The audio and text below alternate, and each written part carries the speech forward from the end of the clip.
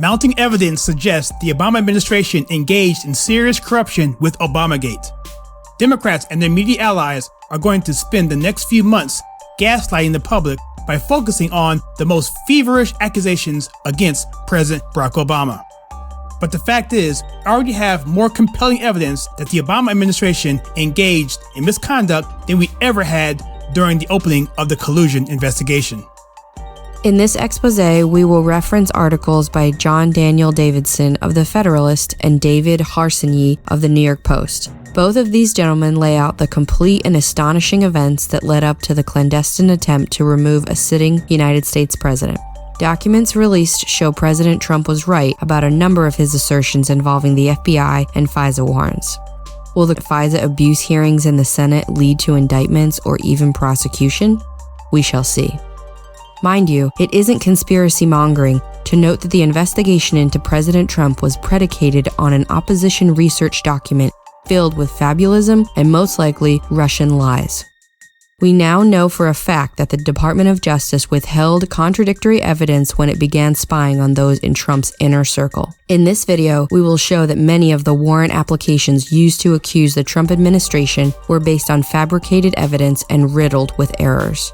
We will also reveal that members of the Obama administration, who had no genuine role in counterintelligence operations, repeatedly unmasked or leaked the identities of Trump associates. We will show that by the time of Donald Trump's inauguration, the Obama administration's intelligence community had already normalized domestic spying. We will list at least 5 times that the Obama administration illegally spied on its own citizens, and we will show how, despite a wealth of evidence, the FBI railroaded Michael Flynn. Lastly, we will tackle the skeptics who say that the Obama administration had no motive to engage in an illegal takedown. For a complete 15-minute timeline of the case, please check out our video, The Complete Timeline of Michael Flynn, in the link above or in the description. And if you like what we do here at The Conservative Take, please consider hitting that like and subscribe buttons as well as the bell icon so that you will be notified for any future content. Now, here are the reasons why Obamagate is definitely not a conspiracy theory. Let's begin. President Barack Obama told supporters last week that the Justice Department's decision to drop the case against former White House National Security Advisor Michael Flynn is a threat to the rule of law. Charges against Michael Flynn. Understanding of rule of law is at risk. He was relying wholly on the fiction willingly propagated for years by a pliant media that the Russia-Trump collusion probe launched by his administration was lawful and legitimate. But of course it wasn't. A string of recently released documents have confirmed that the entire Russia-Trump investigation, which eventually entrapped Flynn and forced then Attorney General Jeff Sessions to recuse himself, was an unprecedented abuse of power that amounted to an organized effort by the Obama administration to nullify the results of the 2016 presidential election. It was, in effect, an attempted coup. If you haven't picked that up from the news media, it's not your fault. Instead of grappling with the implications of newly released details about what Obama officials were doing to undermine the incoming Trump administration during the transition, the mainstream media have fixated on Trump's use of the term Obamagate, dismissing it as a conspiracy theory. This is to be expected. For years now, the media have done everything they can to push the Trump-Russia collusion hoax. Even after a years-long special counsel investigation by Robert Mueller turned up nothing, using the complexity of the scheme to hide the greatest political scandal of our time in plain sight. A key aspect of that scheme was and is to make the case against Flynn appear legitimate. Flynn faced trumped-up charges that he misled FBI agents after conversations he had with then Russian Ambassador Sergei Kislyak in the weeks before Trump's inauguration. As the incoming National Security Advisor, Flynn was doubtless having conversations with numerous heads of state and ambassadors during this time, so there was nothing unusual about him talking to the Russian ambassador. The Obama administration already knew about the conversations with Kislyak because it had recordings of them thanks to a series of investigations it spun out of the Crossfire Hurricane counterintelligence probe of the Trump campaign. Crossfire Hurricane, launched in the summer of 2016, was itself a bogus investigation based on the Steele dossier, an entirely fraudulent document riddled with Russian disinformation and paid for by the Democrat Party. So why did the FBI want to interview Flynn ahead of Trump's inauguration in January 2017? top brass at the FBI weren't exactly sure about their approach, but they knew they needed to get Flynn out of the way. As the Bureau's former head of counterintelligence, Bill Priestap, recorded in his notes, quote, "What is our goal? Truth, admission, or to get him to lie so we can prosecute him or get him fired?" Unquote. Apparently, the Obama administration settled on trying to entrap him in a lie. The recent disclosure of an early January 2017 Oval Office meeting attended by Obama, Vice President Joe Biden, National Security Advisor Susan Rice, Deputy Attorney General Sally Yates, and FBI Director James Comey confirms the administration's plan to hide the Russian probe from the incoming Trump team, including Michael Flynn. The idea was to use the Kislyak calls as a pretext to keep the Flynn investigation open, even though there was no reason to do so.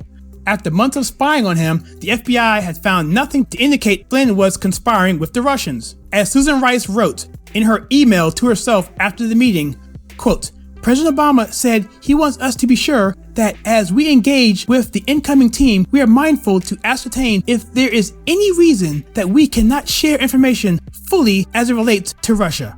Unquote. The point was to keep the Flynn investigation open as a way for Obama holdovers like Comey, Yates, and former FBI Deputy Director Andrew McCabe to continue the Russia-Trump collusion probe even after Trump took office, and keep Flynn, Trump's national security advisor, out of the loop. Since there was no reason to keep investigating Flynn, the Obama administration invented one. The preposterous notion that he intentionally misled Vice President Mike Pence about his conversations with Kislyak and then lied about it to the FBI. There is no evidence this happened, but even if there were, it wouldn't matter. As the Justice Department explained in its decision to drop the Flynn case, the investigation of Flynn was, quote, untethered to and unjustified by the FBI's counterintelligence investigation, unquote. Later, top FBI and Justice Department officials gave the House Intelligence Committee different answers about why they were pursuing Flynn. Comey, McCabe, Yates, and Principal Deputy Assistant Attorney General Mary McCord all gave conflicting testimonies about the, quote, primary purpose, unquote, of the FBI's interview with Flynn, ranging from the outlandish notion that he violated the Logan Act, a constitutionally dubious 1799 law forbidding unauthorized citizens from negotiating with foreign governments, to the concocted charge that he lied to the FBI, which even the agents that conducted the interview with him didn't believe. Here's why Americans need to understand the Flynn case. The Flynn case is just one piece of a much larger story about how the Obama administration, with the full knowledge and support of both Obama and Biden, targeted incoming Trump officials in a failed attempt to cripple the new administration with allegations it had colluded with Moscow. The complexity of their scheme and the efforts to hide it and mislead the American people are frustrating. The cast of characters from high-ranking Obama administration officials to relative nobodies loosely associated with the Trump 2016 presidential campaign is long as is the timeline of events. Details have come out slowly, and it fits and starts over the course of years. Following all the leaks and declassified transcripts and congressional hearings requires constant vigilance, and if you don't keep up with it, you can easily lose the thread. That all works to the advantage of those who perpetrated this hoax, because it's easy to get overwhelmed and tune it all out or simply accept the corporate media's deceptive reporting. But the ongoing revelations about the FBI's targeting of Flynn can't be ignored. They demand a full accounting. The larger context makes these facts more damning. By 2016, the Obama administration's intelligence community had normalized domestic spying. Here are 5 times that the Obama administration illegally spied on its own citizens. Obama's Director of National Intelligence, James Clapper, famously lied about snooping on American citizens to Congress. His CIA Director, John Brennan, oversaw an agency that felt comfortable spying on the Senate, with at least 5 of his underlings breaking into congressional computer files. His Attorney General, Eric Holder, invoked the Espionage Act to spy on a Fox News journalist, shopping his case to 3 judges until he found one who let him name the reporter as a co-conspirator. The Obama administration also spied on Associated Press reporters, which the news organization called a, quote, massive and unprecedented intrusion, unquote. Obama officials were caught monitoring the conversations of Iran deal opponents in Congress. What makes anyone believe these people wouldn't create a pretext to spy on the opposition party? If anyone does, they shouldn't, because on top of everything else we know, that Barack Obama was keenly interested in the Russia collusion investigation's progress. None of this means that Obama committed some specific, easily defined crime. He almost certainly didn't. His staff is another story. In a healthy media environment, though, the mounting evidence of wrongdoing would spark an outpouring of journalistic curiosity. In her very last hour in office, National Security Advisor Susan Rice wrote a self-preserving email to herself noting that she'd attended a meeting with the president, Deputy Attorney General Sally Yates, FBI Director James Comey, and Vice President Joe Biden, in which Obama stressed that everything in the investigation should proceed, quote, by the book, unquote. Did high-ranking Obama administration officials not always conduct such investigations, quote, by the book, unquote? It is curious that they would need to be specifically instructed to do so. It is also curious that the outgoing National Security Advisor would need to mention this meeting 15 minutes after Trump was sworn in. This all matters because, for one thing, many of the same characters central to all this apparent malfeasance now want to retake power in Washington. Biden is the Democrat Party's presumptive presidential nominee. He's running as the heir to the Obama legacy, and he was at that meeting with Rice. He had denied even knowing anything about the FBI investigation into Flynn before being forced to correct himself after ABC's George Stephanopoulos pointed out that he was mentioned in the Rice email. Those moves to investigate Michael Flynn, and was there anything improper done?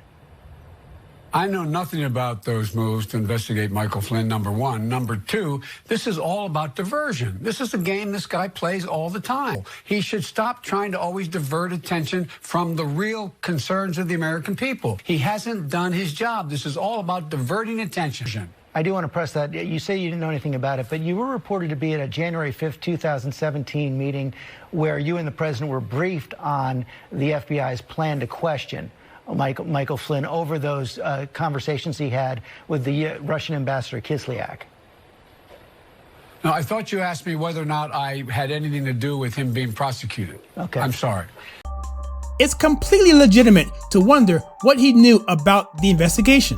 Skeptics would like to point out the Obama administration had no motive to engage in abuse because Democrats were sure they were going to win. But consider, Richard Nixon won 49 states in 1972. His cronies had no need to break into the Democratic National Committee's offices. Likewise, in 2016, as the FBI agents involved in the case noted, they wanted to have an, quote, insurance policy, unquote, if the unthinkable happened. And indeed, the unthinkable did happen, and we're still dealing with the fallout 4 years later. We don't know where this scandal will end up, but one doesn't have to be a conspiracy theorist to wonder. If there was ever a threat to the rule of law, it was the Obama administration's abuse of power and its weaponization of intelligence agencies in an attempt to take down Trump. However convoluted it may seem, pay attention to it. It's the biggest political scandal of our time. But what do you think? Do you think that even prior to Trump's inauguration, the Obama administration was actively involved in the removal of a United States president?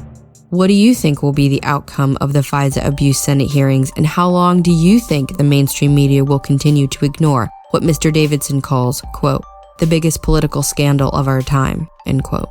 Let us know in the comments below, or jump over to our Discord server where you can not only interact with us and others via text, voice, or video, but you will also have access to all of our archived research materials that we use to create our videos. Link is in the description. If you enjoy the content on The Conservative Take, please hit those like and subscribe buttons, the bell icon, and please share with your friends. It really helps to grow the channel as we have set a goal to reach 10,000 subscribers. Also, please check out some more videos that we have right here.